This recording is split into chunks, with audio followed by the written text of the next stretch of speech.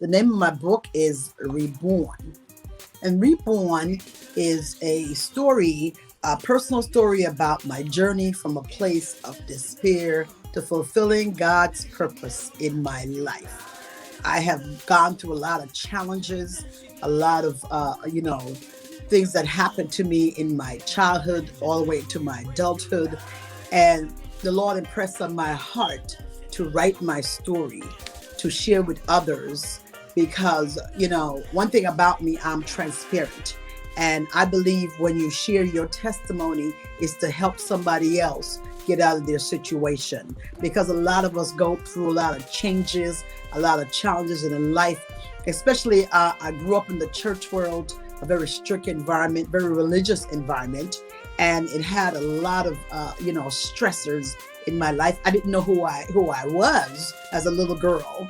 I grew up with parents. My father was a pastor, and I was totally lost in this church world. I didn't know who I was, or if I was worth anything, or if I had any type of purpose in life. So my vision about God was so warped because I never thought God loved me the way they presented it. So I was a very lonely young lady. I had a lot of low self-esteem. So I was just really trying to maneuver and to find my way, through life. So it was God who helped me through the process, even though I wasn't focusing on Him as much.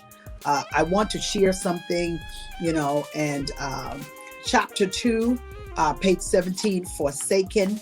I just want to read a little excerpt of it. And it says, in 1975, as I attended middle school and the family moved to a large 4-bedroom apartment building, was at this situation things began to worsen for me. For instance, I was punished a lot. At times I never understood why. My father never believed that Christian told lies. For instance, if someone from the church would report to him that they saw me somewhere and was doing something wrong, I would deny it. However, I would be told that I was a liar and receive the beating for it. So I became so tired of constantly being blamed and beaten for situations where I didn't have any idea. So I tried harder to be good, but notice each time I tried, it wasn't enough. And I realized that each time I would speak things, my mother would tell me to be quiet. And after a while, she developed a resentment to me. And, so I struggled a lot to be a part of a family. I struggled a lot to be seen. I struggled a lot to be loved. And this book is to help others who are struggling to find out who they are and find out their identity and who they are in God and whose they are, because it's so important to find who you are, you find yourself, because once you know who you are and knows whose you are in God, your life changes, and then you're on a path where you're evolving and growing and building, and you are increasing in self-esteem. And the more you understand yourself, is the better you are how to handle situations in your life, and even handle people, to work with people, and to really learn how to be empathetic, learn how to, reach out in some way, shape, or form, and to be where, can be there in the moment with that person,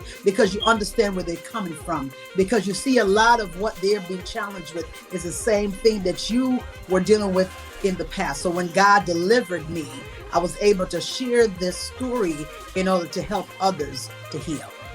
I'm coming from someplace, a place of darkness. A new me came forth, and I'm like, God, this is a powerful title, because it sends a message, that when God rejuvenates your life, it's like you're into a new person. You're very different. It's like you're starting over again from scratch. It's like, wow, it's a new day, a new dawn. So this title was so fitting for my journey. and where I came from.